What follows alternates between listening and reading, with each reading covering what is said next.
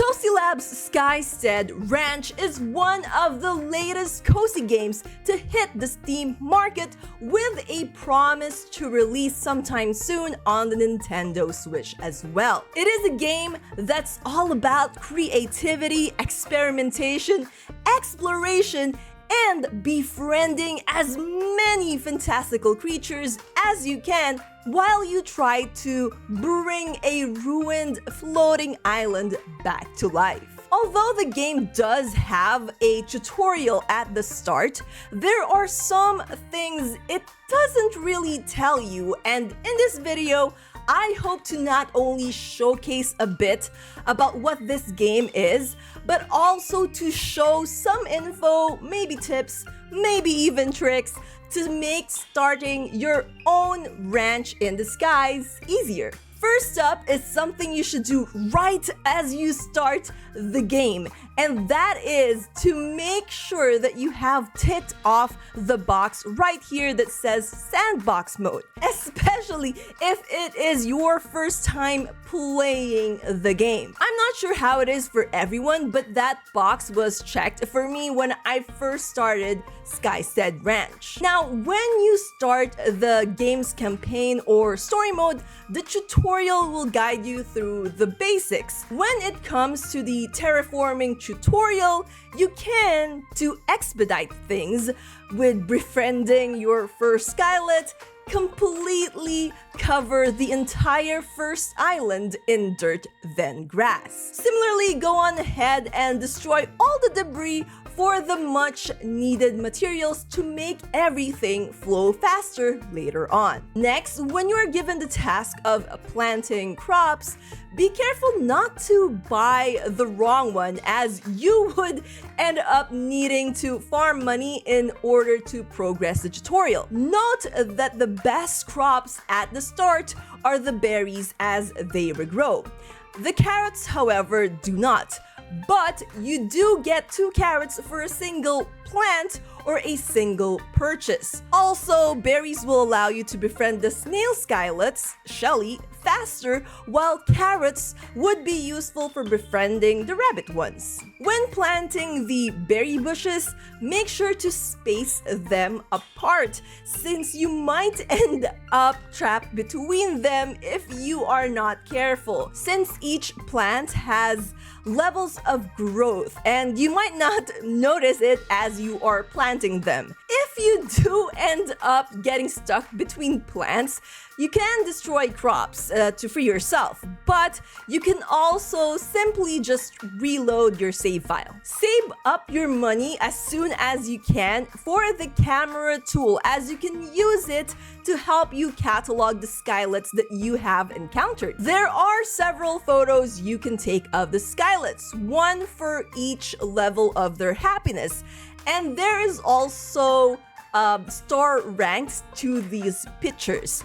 There's no real reason for doing this, however, say for completing the field guide to catalog your, skylets, though there are achievements tied to this as well. When it comes to materials, you can get wood and stone from the junk and debris scattered around the islands and outside of the mine. Though the crystals outside of the mine do respawn over time, the debris do not. The only dependable way you can get wood is by planting berry bushes and also trees that spawn these wood over time. And the only way to get stone is by planting stone trees and stone bushes, which also spawn stones over time, both of which you will unlock as soon as you open up the mines. When it comes to money, however, and making purchases, don't be afraid to use up all your credits. Money comes easy in this game so long as you have skylets whom you already befriended, as speaking to them when they have a clipboard icon on, or feeding them, or even interacting with them will grant you credits needed for your purchases. They will also periodically drop them on the ground for you to collect. Speaking of feeding skylets, each of them have their own preferences, which is really cool. And though it is tempting to learn about these preferences the moment you encounter a new species, I would advise against doing so and instead focus on making them like your island or your ranch first by terraforming and adding items that makes them happy before learning about their favorite foods. That way, you can easily befriend them and not waste the food before you can actually do so. Once befriended, however, I found no real reason to keep feeding them. There are also several usable items you can build that are not just decorations. For instance, the fishing pond is not just a decoration, as you can also use it to fish for, well, fish and junk.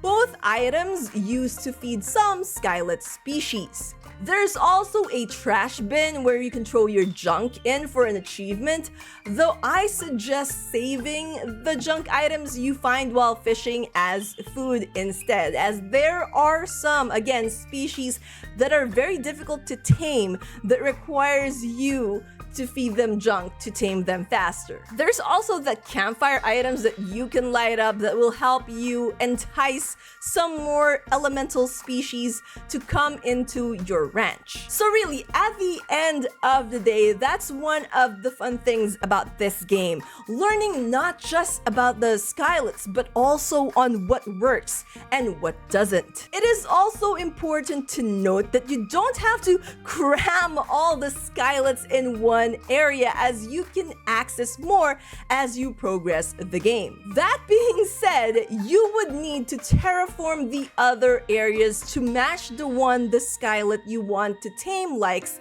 for them to appear on that particular area as well. What this means is that if you want a Shelly to appear on like the second area that you unlock, you cannot transfer the ones that you've already tamed from the first area. You would have to get them to appear on the second area once again by terraforming the area to have dirt instead of cracked earth. So keep that in mind as you work. Anyways, these are just some of the things that would be good to know when you are starting out at Skystead Ranch. There's a lot more to this game, and like I've said, the core principle I find in this game, apart from unleashing your creativity, is uncovering things through trial and error. If you guys want to try out Skystead Ranch, I have an ongoing giveaway for this title where I will be giving away 5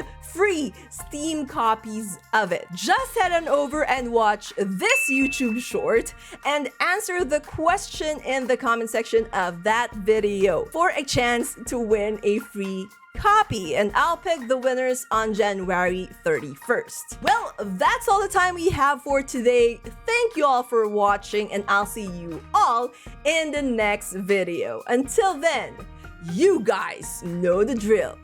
Dream on, fly on. Bye bye for now. See you all soon. Take care, everyone.